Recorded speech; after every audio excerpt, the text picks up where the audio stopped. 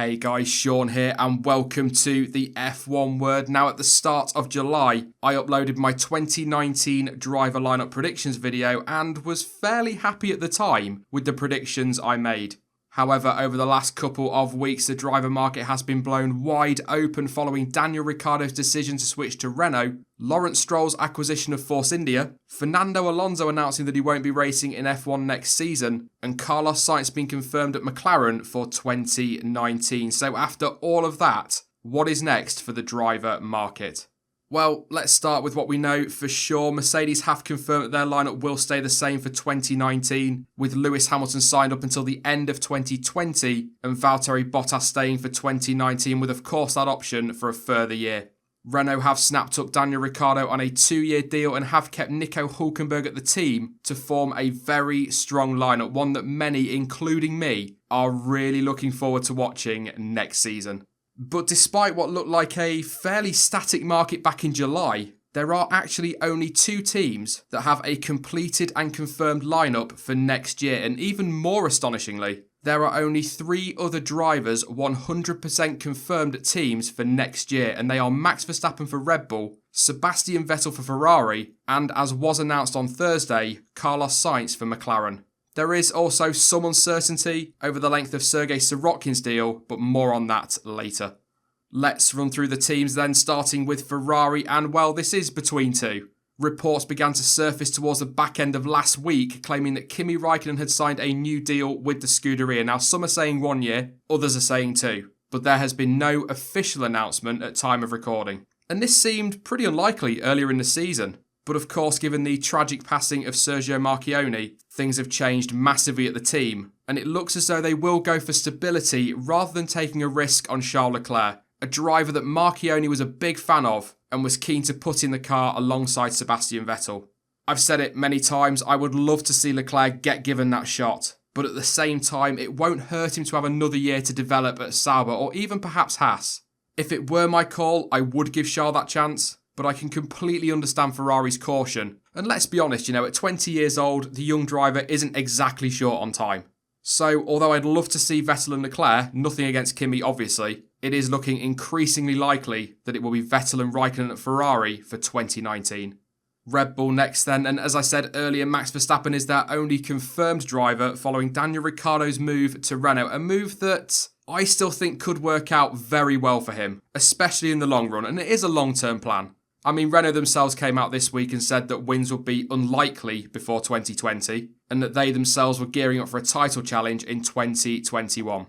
It looked as though who would partner Verstappen was going to come down to 2 drivers, Carlos Sainz or Pierre Gasly, but with Sainz being confirmed at McLaren for next year, that only leaves Pierre. And to be fair, out of those 2, and I said this pretty much as soon as Ricciardo's announcement came through, I would have taken Gasly all day long, regardless of what happened with Sainz. No doubt in my mind. He has been very good this season and would almost certainly keep things harmonious at Red Bull for next season. And perhaps that's another reason why, given those tensions between Verstappen and Sainz at Toro Rosso, Red Bull have not taken up their option on the Spaniard. Helmut Marko, of course, rubbished those rumours, but you never know, and I'm sure we'll find out more on that in the coming weeks. Again though, as I said with Ferrari, and this could well jinx it all, but at the time of recording this video, there has been no official word from Red Bull on who will partner Max Verstappen next year, but Gasly is looking highly likely now. Haas, they're a tricky one to call, in all honesty. I think Kevin Magnussen will stay. I mean, he's been far too good this year to not keep him on, and he absolutely deserves at least 1 more year. But who are they going to put alongside him? Gunther Steiner has already made it clear that he is grateful for the faith and the loyalty that Grosjean put in the team when he first signed back in 2016, and he wants to repay that. So if we listen to what he's saying, it sounds as though keeping Grosjean on may well be Steiner's preferred option. And to be fair to the Frenchman, 3 out of his last 4 races have been very impressive, and so it could well be that he's starting to turn things around after a very tricky first half of the year. Another option, as I touched on earlier, is Charles Leclerc, and Haas have got very strong ties with Ferrari. And it would be a good step up for the youngster and a great way for the Scuderia to assess how he does in a car that could well be top end of the midfield next year. Another name linked with Haas quite frequently actually has been Sergio Perez, and he's a driver who has shown time and time again just what he can do in a good car. I mean, look at all the podiums he's grabbed for Force India over the last few seasons.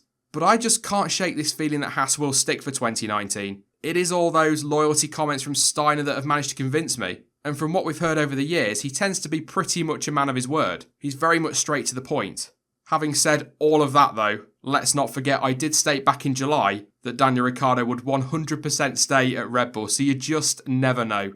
Having covered Ferrari and Haas, I'm going to jump onto Sauber now, and I suppose based on what I've just been saying, I believe Leclerc will stay for at least one more year. I mean, like I said earlier though, he is 20 years old and doesn't really need to be rushed into that Ferrari seat, and the team don't tend to take that gamble anyway on youngsters. So one more year certainly won't hurt, and even waiting until 2021 isn't going to damage his career too much. But at the same time, it would absolutely not surprise me if he got bumped up to Haas or even moved to Ferrari for next year. Again though, that's all going to come down to what Kimi decides and what Ferrari decide regarding Kimi. And I suspect based on what we've seen in the past, we will know for sure in Monza. As for the other seat, well, Marcus Ericsson does have a large number of backers that are a part of that team, so you would probably imagine that he will stay. And to be fair to him, he gets a lot of stick, but he has been pretty good this year. I mean, yeah, alright, the car is significantly better than previous years, and he has still been pretty much destroyed by his rookie teammate, but he just looks happier and more comfortable behind the wheel. I really can't put my finger on it, but he just looks better this year. There is some talk that Stoffel Van Dorn could be picked up by Sauber if McLaren choose not to retain him. And as we know, Antonio Giovinazzi has completed some FP1 sessions this year for Sauber, and so you could probably say is in the frame as well. But looking at it now, I'd probably say Ericsson and Leclerc for 2019, but again, that could all change very quickly if Kimi Raikkonen decides he's had enough and he's off. Force India is 50% a doddle. Lance Stroll will absolutely be in that car next year thanks to his dad purchasing the team, and I would be very, very surprised if that didn't happen, as many of us would. As for his teammate, well, this is where it starts to get a little bit complicated. I do personally think that it is between Sergio Perez and Esteban Ocon. At the end of the day, Lawrence Stroll is a businessman and he will want the team to do well and make him money. So surely he will want a strong and experienced driver alongside Lance, who, let's not forget, will still only be 20 years old next year. But reports and rumours were circulating yesterday that at the Hungarian Grand Prix weekend, Esteban Ocon had been offered to McLaren for the rest of this season with a view to a permanent drive in 2019, but that was all scuppered when it looked likely that the Frenchman would end up at Renault. Weirdly though, the rumours, and I must stress that word, rumours, also said that Toto Wolff tried to convince McLaren to take Carlos Sainz early so that Ocon could jump in that Renault for the rest of 2018 and beyond. I hope you're managing to keep up because there are just so many sides to this rumour. Obviously, in the end, that was all academic, as Daniel Ricciardo and Nico Hülkenberg were confirmed for Renault next year. Whether or not all of this is true, we will have to wait and see. However, what this does kind of say to me is that Sergio Perez will more than likely partner Lance Stroll at Force India next year, or even as early as Spa. Yes, there is yet another side to this rumour, but more on that shortly. Pushing all of that aside and given everything that's happened over the last couple of weeks and the way this all came to a head for Force India, check out effectively helping to save the team by triggering administration, it does make sense for Lawrence Stroll to retain Sergio Perez. But even that aside, I just feel like keeping a driver who has had a lot of experience within that team will help things along very nicely next season and steady the ship after what has been a very rough few months.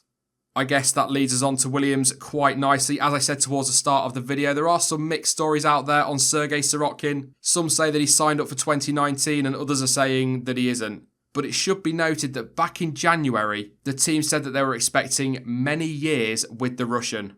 But the speculation over will he stay or won't he stay is a little bit irrelevant in many ways because quite frankly, Williams are going to need his money. The team will lose the cash from Lance Stroll at the end of the season, and Martini are also taking their sponsorship away. That is a huge chunk of money for the team to lose. Now, there is talk that Mercedes are discussing closer ties with Williams, which could help offset some of that money loss, but I just can't see the Silver Arrows pouring a ton of money into that team. I really can't. Apparently Williams will be buying Mercedes gearboxes for next season and maybe they will be able to get a cheaper engine deal, and probably a driver as well. But that's as far as I see that partnership going as of right now, especially when you consider the fuss that Williams kicked up over the Ferrari Haas deal and how much they went on about wanting to keep their traditional constructor status. So I'm pretty certain that Sirotkin will stay, but his teammate, that really depends on which rumour you listen to. Some say that the second seat will go to either Esteban Ocon or George Russell, But that rumour circulating yesterday also claimed that Robert Kubica could well be in that Williams for Belgium if Lance Stroll does move straight to Force India. What I will add is that if Stroll does leave the team now, there is no way I can see George Russell in that car for Belgium. The earliest for him will be 2019. So perhaps it really is between Esteban Ocon and Robert Kubica for the rest of this season, and maybe even into 2019 as well. So with Pierre Gasly likely to make that move to Red Bull, that opens up at least one seat at Toro Rosso.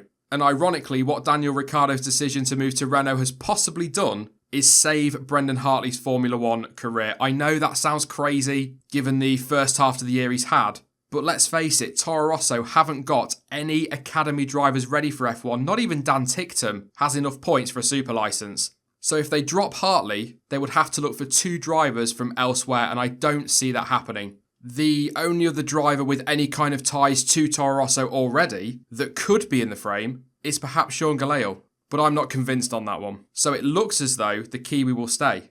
However, what happens after that could very well come down to what happens at McLaren. Now, as I've already mentioned in this video, Carlos Sainz will be moving to Woking to fill that seat vacated by Fernando Alonso, but who will partner him?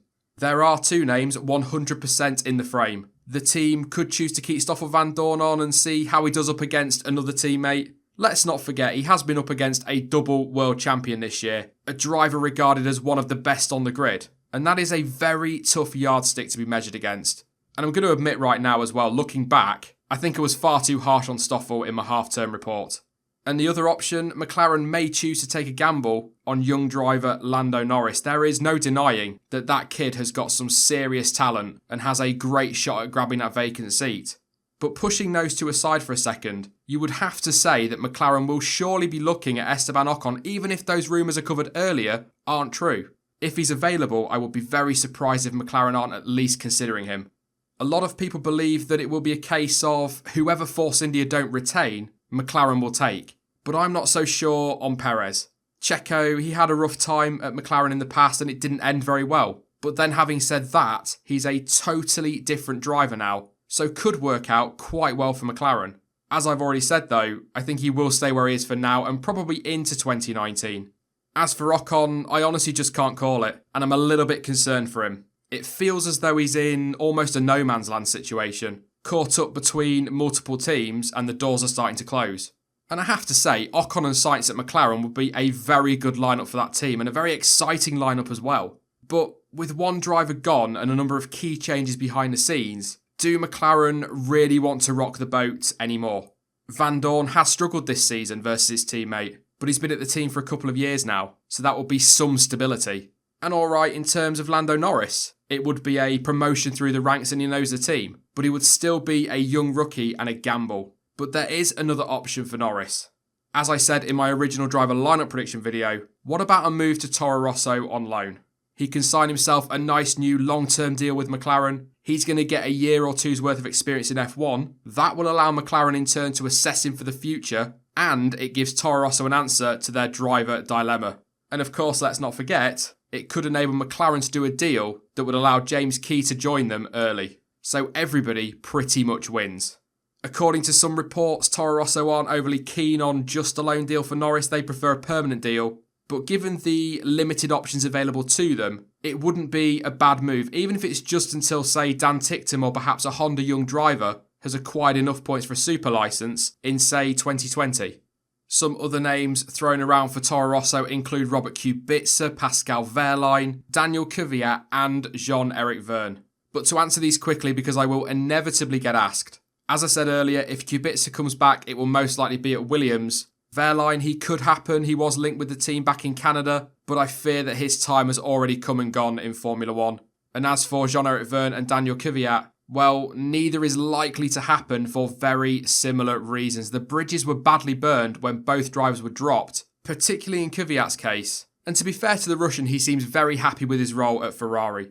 And is Jev really going to want to trade fighting for titles in Formula E to drive around the back end of the midfield in Formula One? I really doubt it. But back to it for the last 2 teams, and to cut a long story short, I guess, I think it is between Esteban Ocon and Stoffel Van Dorn for McLaren as it stands right now. And you could argue that based on current form, Ocon would be the favourite.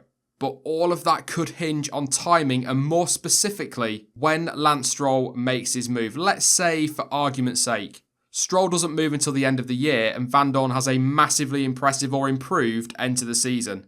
Where would that leave Ocon? McLaren, as I said a moment ago, might be tempted to take a gamble on Norris. However, I really can't shake the feeling that Lando will be racing for Toro Rosso in 2019 for all the reasons I just went through. But as I've already said in this video a number of times, and as we've seen in the last few weeks, anything can happen and all of this could change very quickly. As ever though, they were just my views and my opinions on how the driver market could be shaping up, but what are yours? Have the recent announcements changed your driver lineup predictions? What do you make of all these driver market rumours? And do you think we might get any more surprises come the end of the season? Let me know your thoughts in the comment section down below. I will be back soon with more content as ever, and don't forget to join myself, John T. Chamber, and new member to our stream team, Ellie, live at 6 PM UK time this Sunday for yet more silly season speculation, as well as a look ahead to the rest of this season. In the meantime though, you can follow me on social media. Links to Twitter, Instagram, Facebook and to Discord are all in the description down below. But as ever, thank you for watching. I've been Sean, this has been the F1 Word, and until next time, goodbye.